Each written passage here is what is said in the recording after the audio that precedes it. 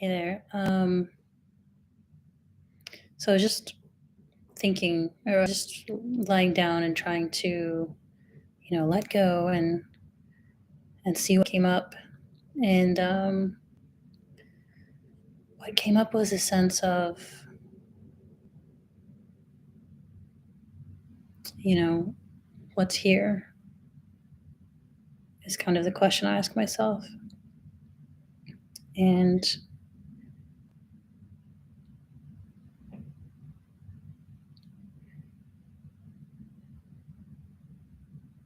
the direct answer is sensory phenomena, sensory experiences.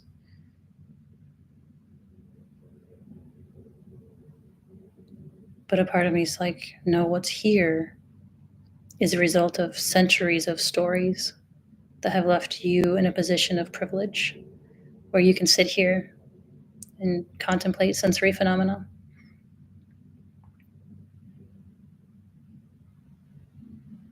And that's true.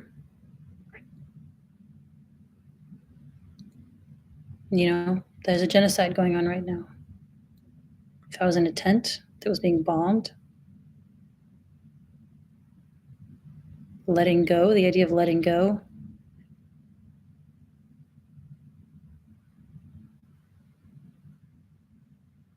you're just in a grind of trying to survive. So many humans right now are in a grind of trying to survive. So many humans throughout history have been in a grind of trying to survive. And me, I can sit around, contemplate sensory phenomena, transmute, what trauma I have, which on the scale of things isn't that much. And it's still hard. I just had a traditional, normal American 80s upbringing where I wasn't treated like a human. I was made fun of. I was bullied by my mom and by my peers. I didn't feel like I belonged. I didn't feel like I mattered. And that's very common for people my age. I was born in 1980.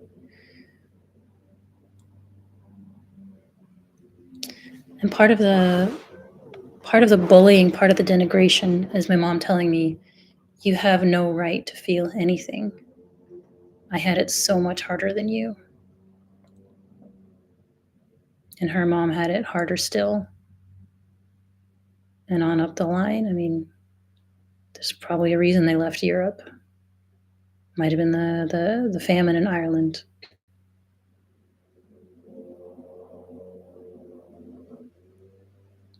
They weren't able to sit around contemplating sensory phenomena or experiencing, appreciating sensory phenomena, trying to let go into, dying before you die.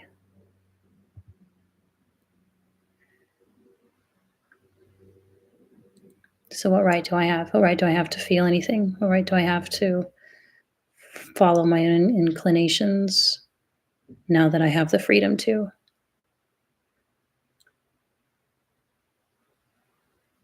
What's the alternative? Create a grind when I'm lucky enough not to have one? Give away all my possessions and go onto the streets, become a mendicant, go to the West Bank and join marches for Palestinian solidarity, knowing I might leave my husband and my kids without a wife and mother. Aishanur, who was just killed and shot by Israeli snipers in the West Bank, she left her husband, her mother and father, her friends. And she was just murdered, just taken out of the equation. Not entirely out. I mean,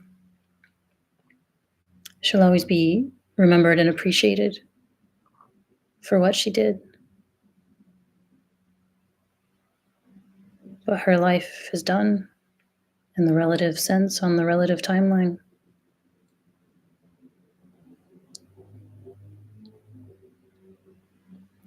Some people, they go to Washington, D.C. and yell at reporters, politicians, anyone complicit in this genocide. And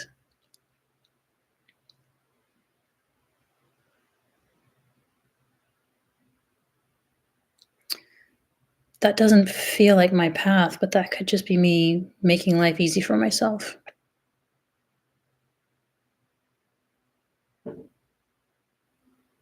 How do I know these inclinations for my path aren't just privilege saying, well, we've got everything else taken care of. Now I'll have fun with sensory phenomena and everybody else can just deal with whatever they're dealing with. Every small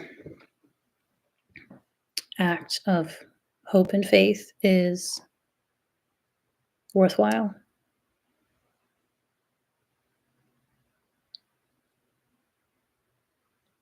And, I'm not going to list everything I've done, but I've done a lot in the past year. Not a lot compared to some. Could always do more.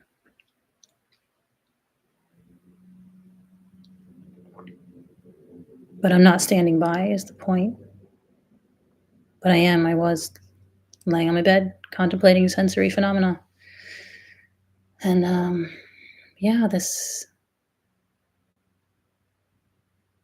voice, my ego, whatever it is, my inner critic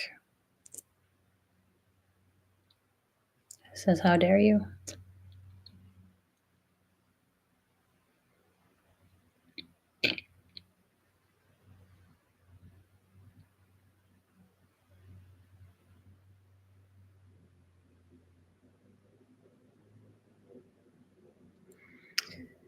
And I think there's not going to be an answer, a satisfying answer I can give to my ego about much of anything.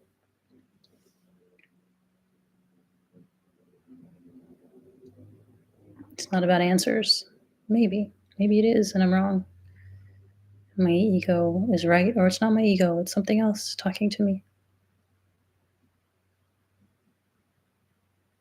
Just got a post just crossed my feed of Angelo saying, just for a minute, forget there's any story. Forget practices, forget the past, forget the future. What's here right now? And in a sense, that is the only question that matters because there's just not anything else. There's not anything else to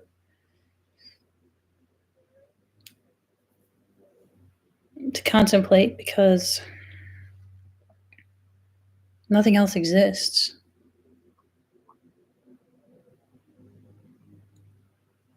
From this limited perspective.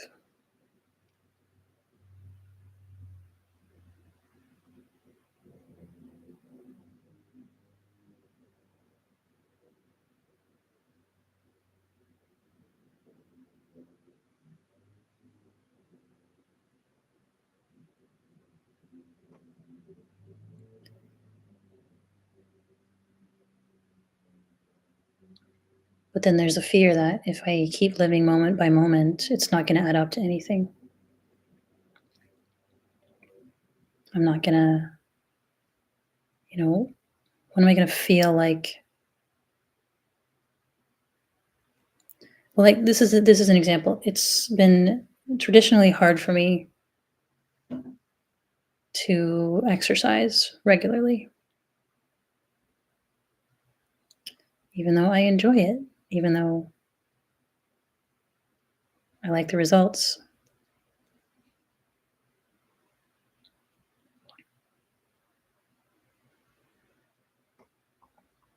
There's no reason not to, but anytime I try to schedule it or try to start it, there's this pull, there's this tug. No, there's something else you can do. There's something else you should be doing. There's something else you need to do. It's like you're not worthy of doing this thing that you enjoy. Maybe that's the overall pattern. I'm not, that's just another guise of unworthiness. I'm not allowed to do something I enjoy because it's worthless. because I'm worthless.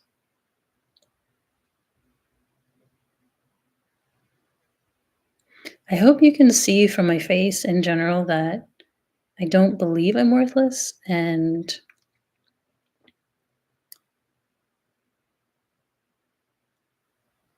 I have an underlying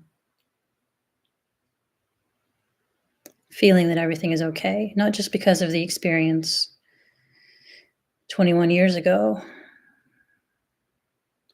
but because there's nothing else to do. There's no point in focusing only on the bad and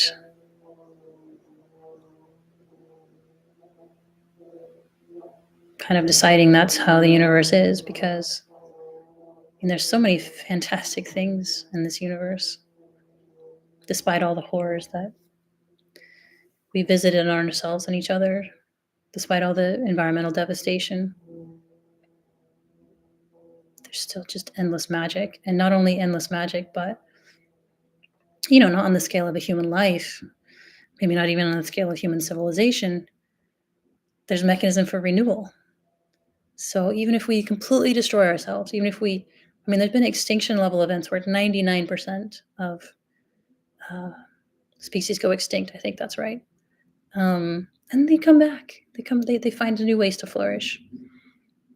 Um, eventually, the entire planet will be destroyed. On the scale of billions of years. Maybe that's kind of like a human life. It begins and it ends. A planet's life. It begins and it ends. And there's scales on which even that is a blink, maybe.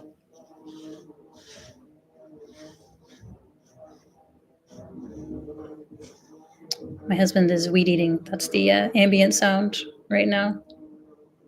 I find I get less irritated by things like that now. It's like, why should I judge that's a good or a bad sound? It's just a sound. The universe is making that sound right now. Anyway,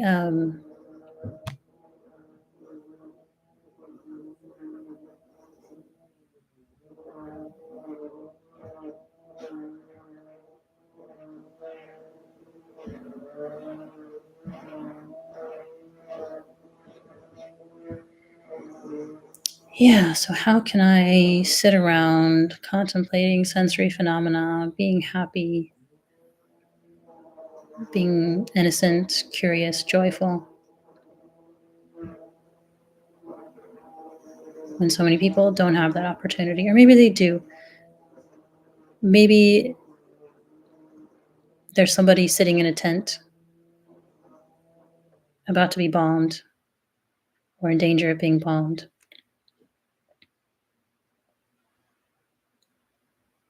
It has nothing to do but let go. Nothing left to do but let go.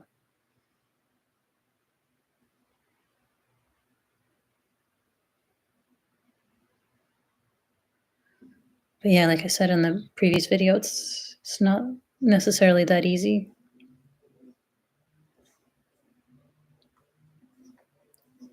We're so steeped in these stories. And it probably just gets harder when you're a victim of genocide.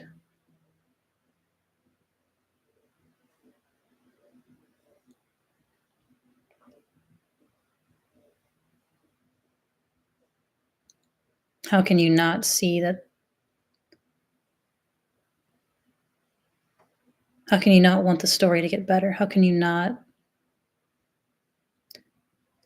knowing you're at the mercy of someone's story, how can you not want to change that story? How can you not want to fight that story?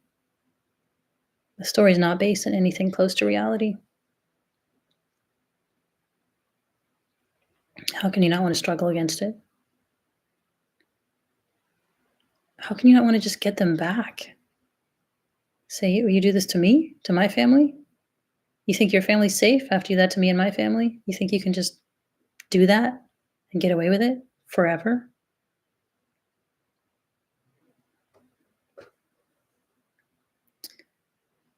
Or the reaction could be, this just gets worse and worse. Somebody's got to stop it. Somebody's got to figure out how to transmute this.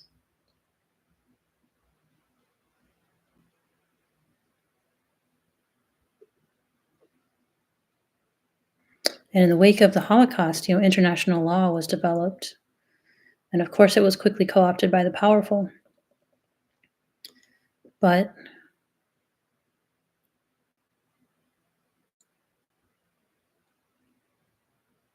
it didn't exist. It wasn't a whisper of a possibility 100 years ago. Things got bad enough that at least some people were like, fuck, we can't keep doing this to each other.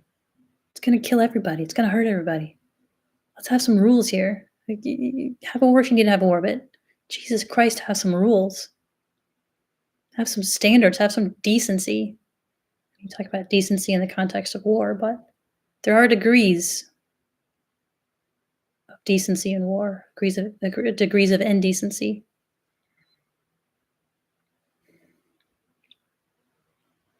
And some people tried to create some standards. By the numbers, I think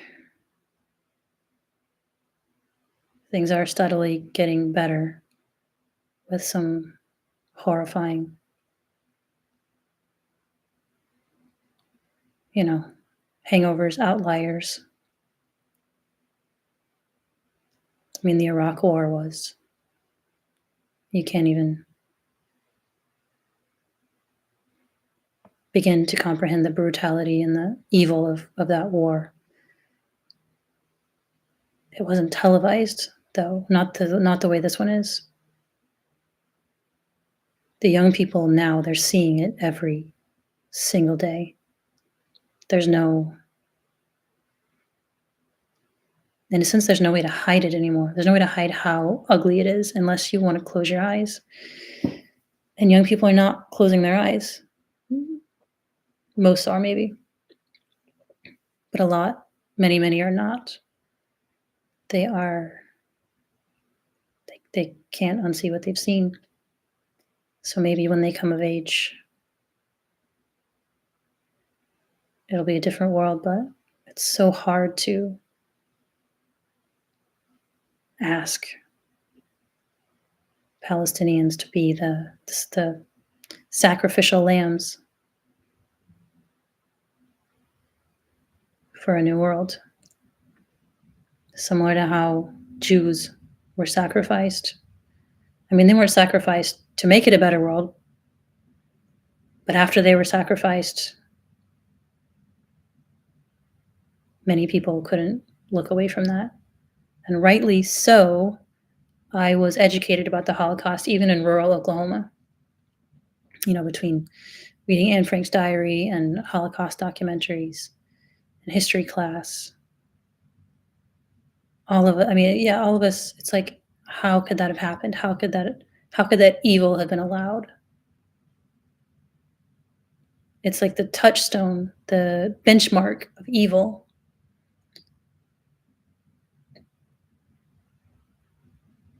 And it astounds me how people can see that and still behave the way they behave toward immigrants, toward Muslims, toward Palestinians.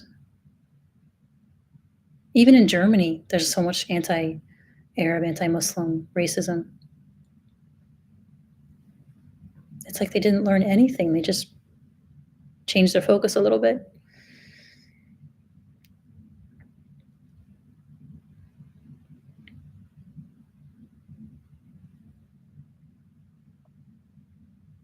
But some people learn.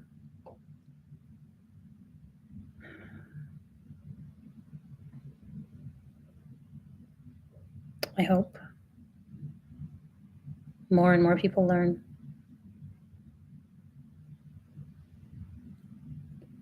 And I can feel right now the energetics of so many different things moving up my midline, and I just feel like if I leave it there, if I well, first of all, maybe I have no choice. Maybe this is the direction the universe is moving me in, and like Angela says, if you try to fight it, once you started it, it just goes badly. And I can sense that. I can sense that if I don't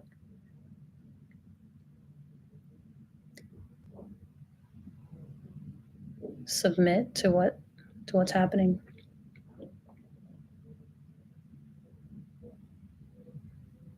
it's just going to be bad in every way.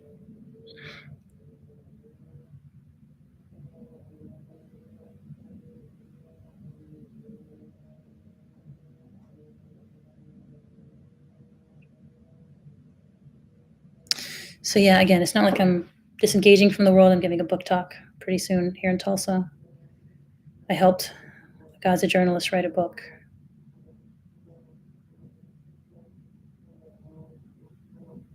and on and on.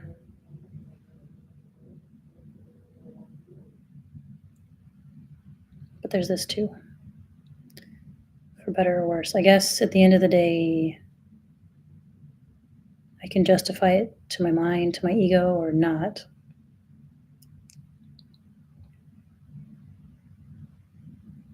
I probably can't. I probably literally, there's no answer that's going to assuage a motivated ego that wants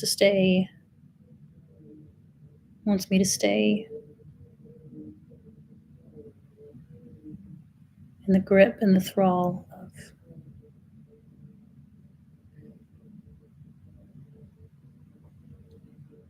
this individuation that has, in a sense, worked for hundreds of thousands of years, or at least tens of thousands. I don't know when this particular. I don't think an iguana has an ego, or maybe they're nothing but ego. I don't know. But in any case, it evolved for a reason, presumably. But some things in evolution are vestigial.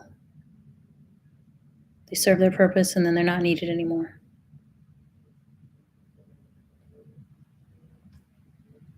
But the amputation can be painful.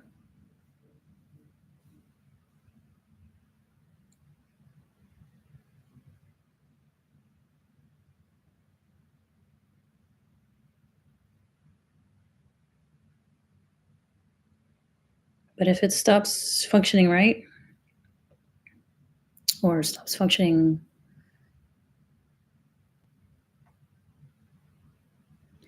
in a way the larger organism, the larger universe, who even knows,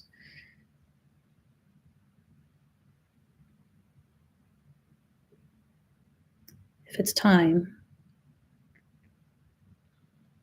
to amputate a malfunctioning vestigial organ,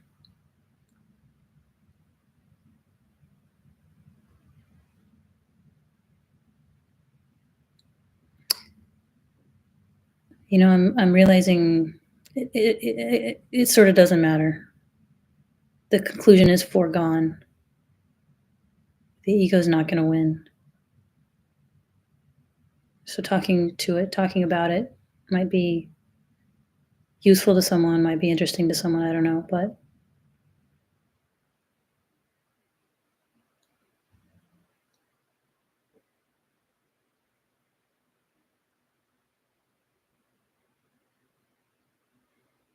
I think I'm getting to the point where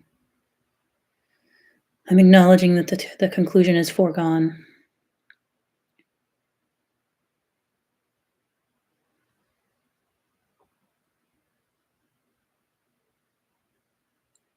Maybe I already know it is. And there's still a little part of me wants to play devil's advocate, wants to, are you sure? Are you sure this is it? Or maybe it's just the ego trying to hang on by any means necessary. Or maybe all the non-dual people are just selling a slightly different way of looking at life, at the world. Because in the end, at the end, the differences are subtle in a way. I mean, obviously, you can put all this sensory stuff as primary. That's always been an option.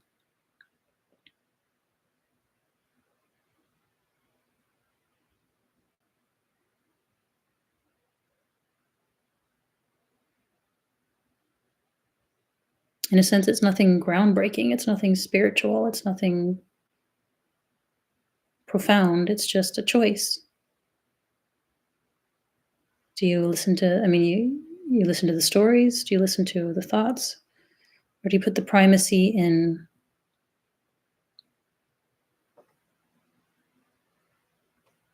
sensory phenomena? And then do you become an iguana? If you do,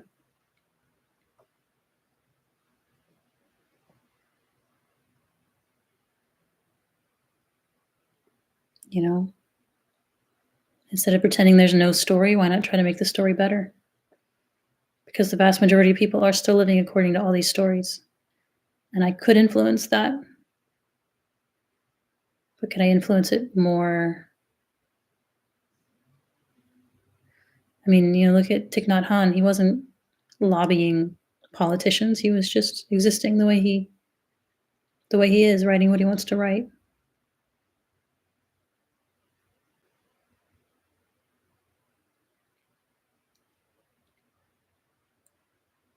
Would he have done more for the world if he had lobbied politicians? Spoken out against this genocide or that genocide? Or, I mean, it's privileged for him too. He found his niche as a leader, an author. He's in his little plum village. His life was coasting.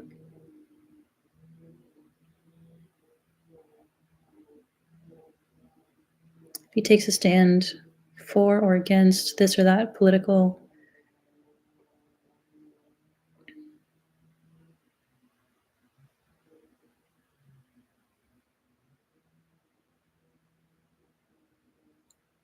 on the one hand, it's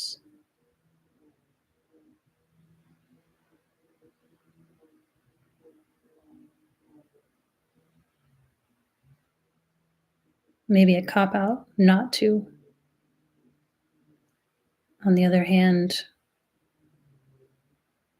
I mean, saying you're on the side of all humanity, it's so easy when you have a cushy life and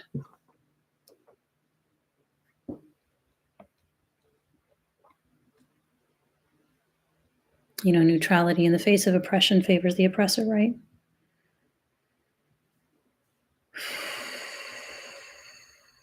Maybe fighting the oppressor sometimes favors the oppressor.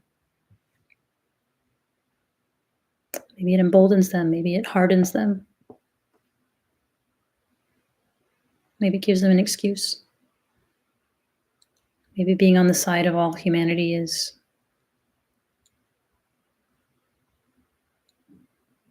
an existence theorem. Thich Nhat Hanh, people like him, they're existence theorems. He's a little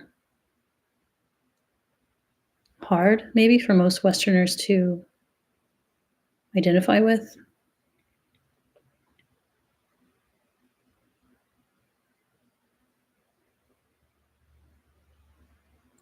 Wearing the monk's robes, living in the monastery. Most Westerners are not going to do that. Don't relate to that.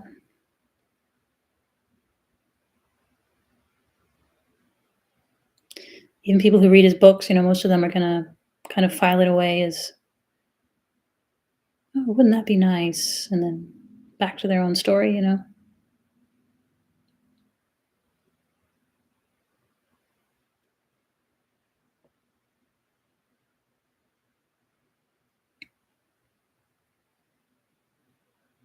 But yeah, I think think for better or worse, I'm being pulled in that direction. And then there's a pullback, there's a resistance, which is all the stuff I've been talking about. No, you can't.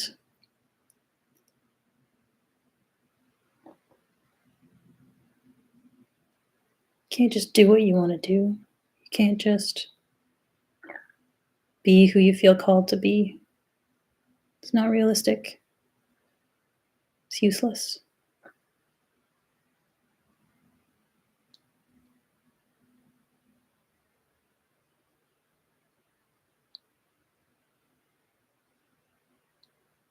You can't sit around making YouTube videos when you could be fighting a genocide.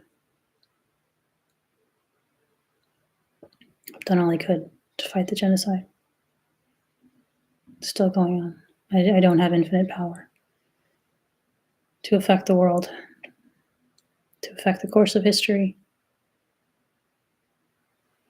Millions of people have been doing all they could to end this genocide. It's still going on. Millions of people were horrified by the Holocaust. It still happened. Even if,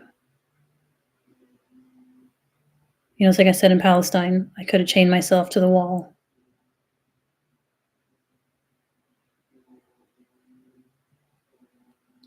Nobody would have cared. I would have been arrested, deported, the end. Go to Congress, lobby. I've done that. I've lobbied. Nobody cared. You can yell. Nobody cares. And hold up your hands covered in red paint. Nobody cares.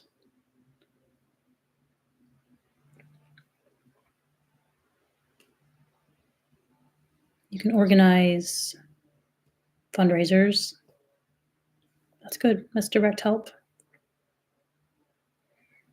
You can organize boycotts.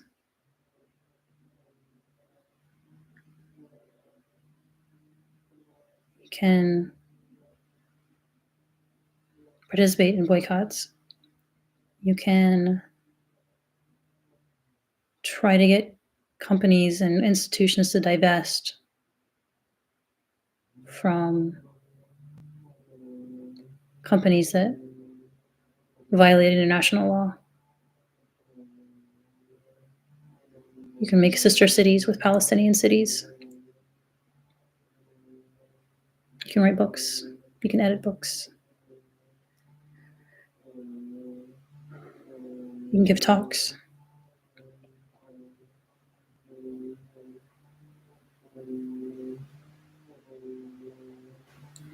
I've done most or all of that for years. It's still going on. So it's not like I'm giving up and like I'm throwing my hands up. Okay, I guess. Obviously I'm not going to stop doing things. But I am going to take time and energy for this too. I suspect ultimately it'll be helpful. More helpful than just continuing to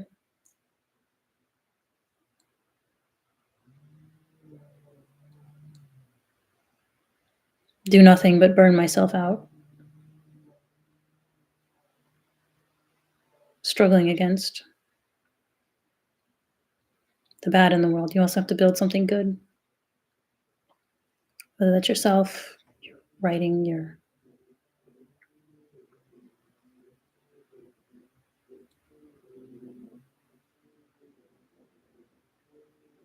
garden,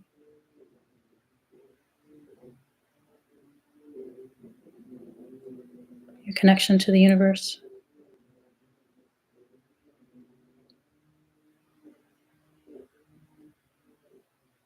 So yeah, I'm privileged to have any choice in this matter at all. It's pretty rare in human history. And the people who did, I don't think anyone begrudges them. Some people like to crap on Henry David Thoreau because his mom made him lunch. But he did something pretty extraordinary. If he'd just been a pencil manufacturer, or even a Spanish Civil War protester his entire life instead of going to the woods? Would that have been better? I tend to doubt it. Monet, Van Gogh, Carl Jung.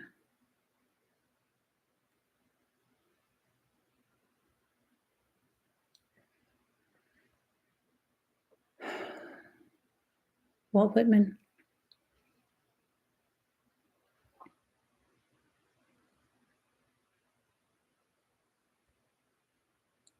Isaac Newton. They all had immense privilege. Rilke. Adyashanti. Angelo. They all had immense privilege, and they used it to cultivate and share their gifts, not just struggle against whatever terrible thing is happening at a given time. There's a place for that, and there's people doing that.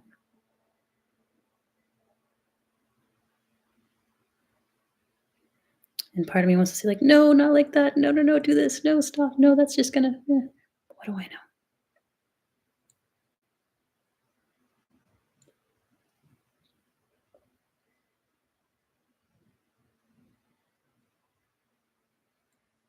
I don't know anything.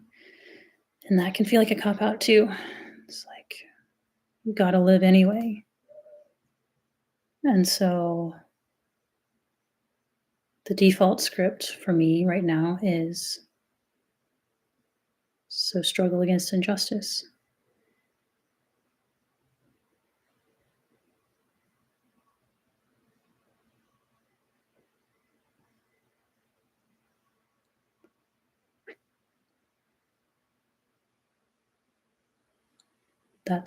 So much of the human ego is built on the idea of struggle, of improving things,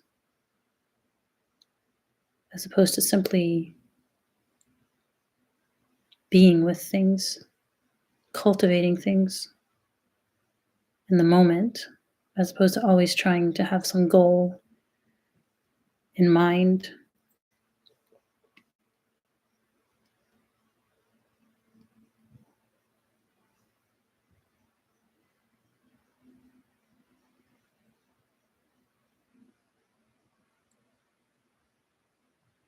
Yeah, but struggling against something versus building something. They have their place.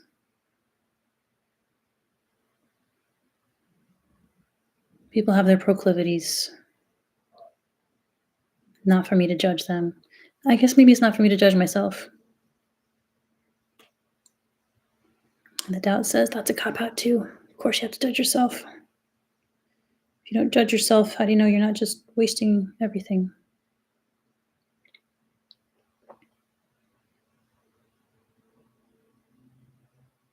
I don't know. I don't know anything. I have my proclivities. I have my talents. I was born with them. I have my resistance too. And how do I know which is which? How do I know which is proclivity and which is resistance?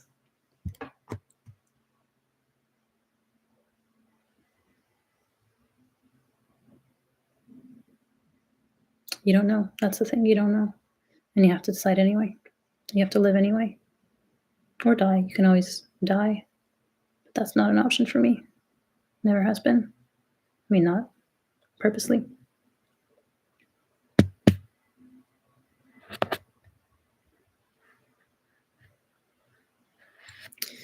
So maybe the best thing I can do is do what I'm going to do anyway, at least for a while, and just stop second guessing, stop doubting. And that's hard because, well, let's say for the rest of the year, stop doubting. Don't worry about the resistance. Because that's the only thing you have is right here and now. And if right here and now is proclivity, resistance, proclivity, resistance, proclivity, resistance, like Angela says, it's like driving with the brakes on. So just take the brakes off. Hopefully you won't careen off a cliff. Probably you won't. Probably I won't because my life is pretty cushy and privileged. It's running along a pretty smooth track at this point.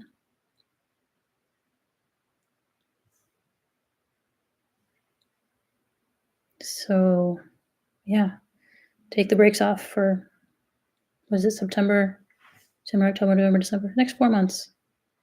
No breaks, no doubt. See, we will know them by their fruits, right? Because here and now, any given here and now,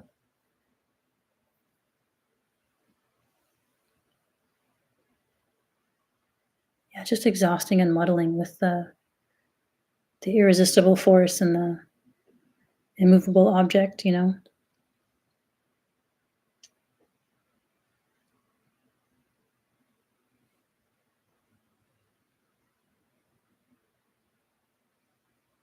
It's just a thought.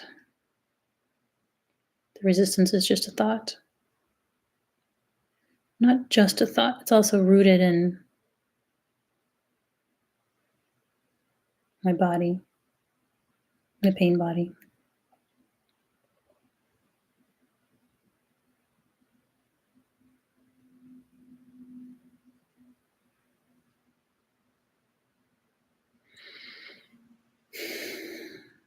But those roots can be tended until they're ready to release.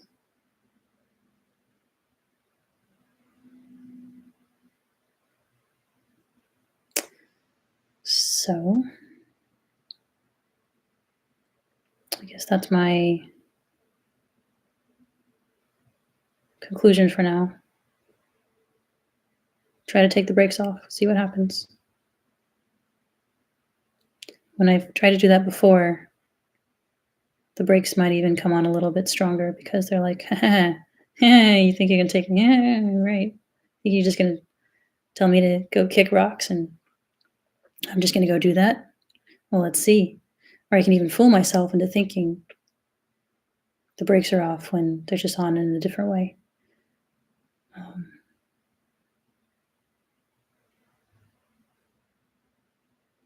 And that's sort of the idea that, oh, this is so tiresome. That's just a thought too. I can let that go too. I can breathe, maybe. Even though not everybody can.